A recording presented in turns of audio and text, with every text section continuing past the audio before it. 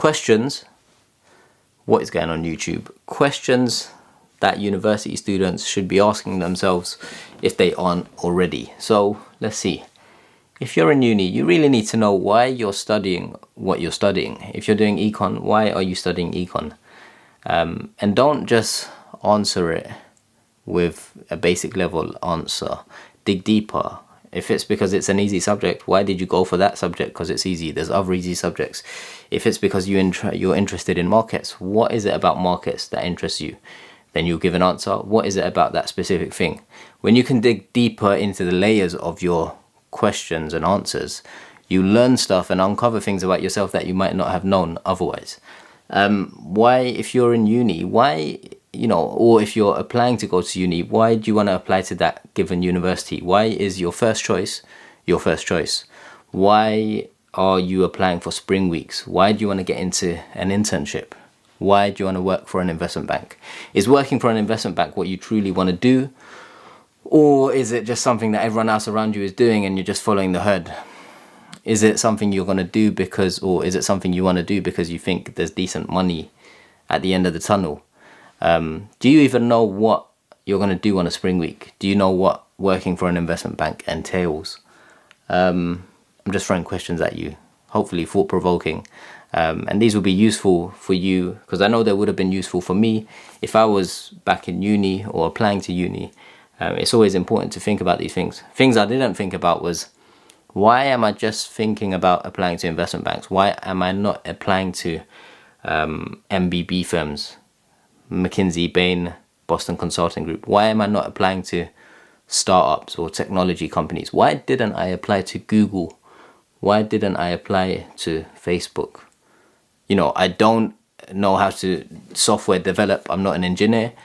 But Facebook, Google, Apple, Amazon, all the big tech companies, every tech company has roles that aren't just for engineers. They have sales roles, they have marketing roles. If I really wanted to diversify my CV, instead of just diversifying it across banking, so operations, banking, trading, asset management, consulting, whatever, finance and consulting field, why didn't I do some tech experience? Why don't I diversify my CV more? If you've got an internship, why are you going back if you've got an offer for the full-time grad scheme? What is preventing you from exploring other opportunities? Why do you want to go into the field that you want to go into? Is it for the money, or is it for the brand name? Is it for the prestige? Or is it something that you truly want to pursue and, learn about and do 30, 40 years as a career in? A lot of people just go into careers blindly. I guess your first 5 to 10 years is for exploration. You want to go into, let's say you break into Morgan Stanley or JP Morgan or Goldman Sachs or Barclays, whichever investment bank or whichever tech company. Spend a few years there and ask yourself, or if you're currently in that situation, a few years out of grad school in the world of work, ask yourself, do you enjoy it? You don't need to stay in that role forever. There are options. Headhunters exist. They can offer you better salaries, better pay, better work-life balance at companies that might have better culture. What do you truly want from your career? Are you just doing the job because you want to keep your parents happy? Is there an expectation? So if you come from a working class background, obviously you've worked hard, you got into a good uni, let's say, and then you go get a job. There's a lot of pressure. You don't want to mess up. You don't want to just leave because you feel pressure. Is that justified? Does that make sense? Or if you come from a non-working class background, if you came from a middle class background or a more privileged background, you might be thinking, I'm at a great firm, I hate it, but I can't leave because I've been privileged enough to have gone to a good school, good university. My parents have done a lot for me. Do I want to stick the middle finger up to their faces and just throw all these opportunities down the drain and go and do my own thing? So you're probably thinking about that. A lot of stuff that I'm sure are on people's minds. You might like your job, you might not like it. You might like your job, you might not like the people around you or your colleagues. What do you want to do about that? Talk to HR. talk to your friends, talk to your family. When are you planning your next move? You know, if you graduate and you enter the world of work, how long do you want to stay at your first company? Have you thought about that? Do you want to do 1 year there, 2 years? Do you want to stay there for 10, 20, 30 years? If you stay there for 10, 20, 30 years, are you afraid you might, or do you even think about the fact that you might miss out on better opportunities elsewhere? Do you care too much about what the rest of your friends and peers are doing because you feel like some people are getting ahead faster than you? Or do you not care? Why is that? Why do you care, or why don't you care?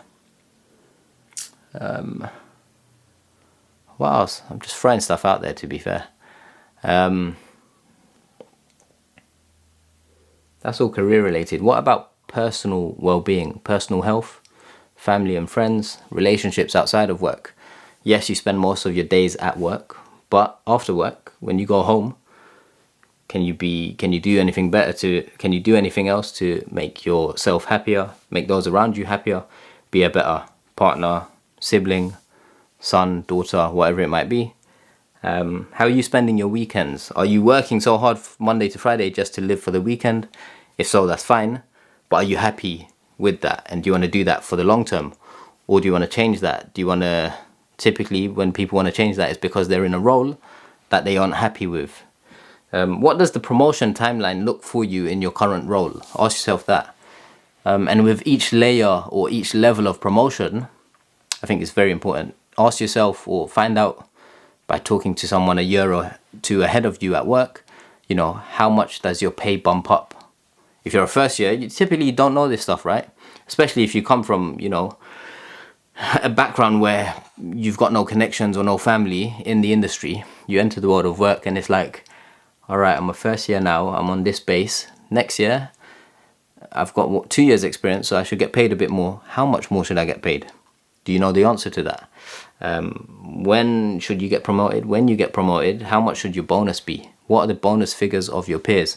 Are you getting paid what you're meant to get? Are you getting paid what you're meant to be getting paid? Are you being taken advantage of? Are you being given the right opportunities at work? All this stuff can be, you know, all this information can be given to you from a good mentor, someone in your firm or outside of your firm, good family member in the industry. But it goes back to connections, knowing the right people, and being around the right people. But most importantly, if you want to get the best answers, you need to ask the right questions. That's very important. But yeah, I guess what I'm trying to do with this video is make you think outside the box. A lot of my videos nowadays are going back to talking to a younger me, basically. So pretending that young Afzal, 18-year-old or 20-year-old Afzal is watching this video. And it's like, because these are things that, most of this stuff I wouldn't have thought about when I was 18, 19, 20. And so if this video can do that, prompt or thought provoke for a young adult, late teen, early teens, young adult, whatever it may be, whoever it may be, if it could thought provoke for them because they might not have anyone else to do that for them, then great. What else? Health and fitness. Working in an office 9 to 5, 9 to 9, whatever it might be, 5 days a week. Are you, you're going to be sitting. Make sure you get out, up and about, walk. Otherwise you're going to put on weight, you're going to get unhealthy, you're going to get unfit. Do hobbies. Like, when you enter the world of work, you're going to be earning money. And obviously, you have your expenses, you got your taxes, you got your savings, you got your rent, you got your food, you got your travel. Those are the biggest expenses, right? Spend some money on yourself, treat yourself, pick up a hobby. Do something outside of work, whether it costs money or not. Just do something, because you're earning money, you're working hard for it, you want to put it to good use.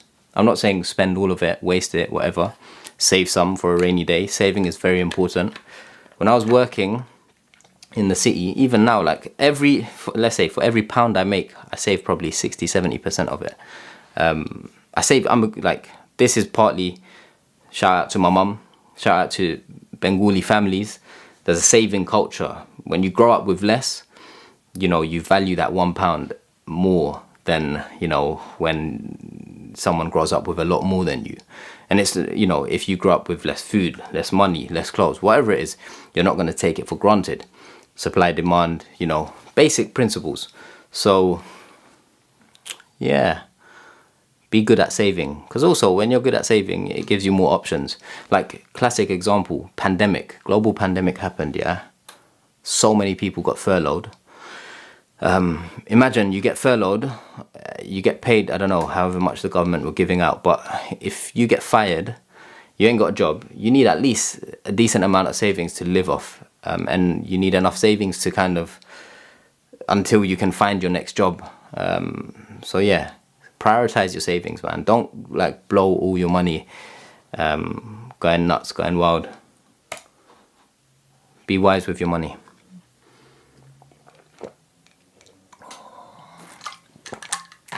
In terms of this channel, actually that will be another video. Questions, what other thought-provoking questions? Where do you want to live? Do you want to live in the city? Do you want to live close to work? Rents are going to be higher. Eventually, do you want to get on the property ladder? Do you want to buy your own place? When you do, where do you want it to be? How much do you want to put as a deposit? How large of a mortgage do you want to take out? When do you want to buy your first property? You can start work and start earning and earn a good salary if you work in the city and if you work in the financial services. But, you know, if you, in your first few years, you might be able to save up for a deposit to buy a place that's a bit further out. Or you can wait a bit longer, build up your, you know, salary, build up your savings, and then buy a bigger place later on. Which do you prefer? There's no right or wrong answer. Or you can wait and save money, and then if you're planning to get married, that's going to be a huge financial cost as well. All of these things, you don't want to go through life and let these things hit you like a ton of bricks when you least expect it. It's always good to plan ahead, and you know, you can't plan everything to a T, but just be aware that these things, these milestones in your life are going to come past you, and you're either going to take care of them, or they're going to go past you and bypass you, or they're going to smash your face like a ton of bricks. And if you're not ready for them, then you're not going to deal with them well. So one thing I would do, like get a diary, get a book, whatever it is, and write these things down. Split your life into 5 segments: mental well-being, material well-being. So mental knowledge, what books are you reading, what knowledge are you consuming? Material, financial well-being, how much you're getting paid, how much you're earning, savings, all of that. Emotional, personal relationships, friendships, partners, etc. Physical, your health and fitness. One thing that I'm trying to invest in more nowadays is my personal fitness, because I know it's a pillar, right? If you're healthy and fit, naturally you feel more confident, you feel better. If you're eating right, you have more energy. That allows you to focus more at work, get more deep work done rather than shallow work, menial tasks, emails. You can get focused work, hours of focused work. That adds up and produces more quality and effective work in terms of work output, as opposed to just sending out emails. Like, emails are not going to accomplish anything. They do small tick box exercises, right? But they're not going to accomplish anything major. In order to build simply, I need to focus on deep work, right? In order to, I don't know, put out these YouTube videos, I need to focus on deep work. Sending out emails isn't going to do that for me. So fitness, health and fitness is very important. Also, as you get older, your body becomes less energetic, less strong. You're not 10, 15, 20, 25 anymore, right? So the older you get, it's harder to stay fit and healthy. So that's why you got to put in the work now to reap the benefits and be fit and healthy when you're 50, 60, 70. Like, I want to be 60, 70, 80 and be that guy that's running in the park, right? Fit and healthy, having fun, young at heart. And I think that starts now, like in my late 20s, early 30s, whatever it is. So that's physical. And then spiritual, whether you're a person of faith, religion, that might mean praying. For me, it's praying 5 times a day, being in touch with my religion, being a good Muslim, so on and so forth. For you, it might be practicing meditation 20-30 minutes a day to sit, relax, know what's going on around you, and just have control of your thoughts and let everything else around you sink away. So split those things, 5 things, split your life into those 5 things, jot them down onto a book, and then plan over the next 12 months, over the next 5 years, over the next 10 years, what you want to do in relation to each of those. Shit, it's been 15 minutes. I'm gonna wrap up here. But this video was hopefully thought-provoking, hopefully useful for anyone in pre-university, university, postgraduate, in the world of work. But yeah, have a think about some of these questions, and hopefully they can help you kind of dig deeper into, you know, your own mind and kind of realize what you are doing or not doing, and what you should be doing or what you could be doing better in order to help you grow and develop. Yeah, thanks for watching. If you made it to the end, thank you, and I'll see you in the next video. Peace.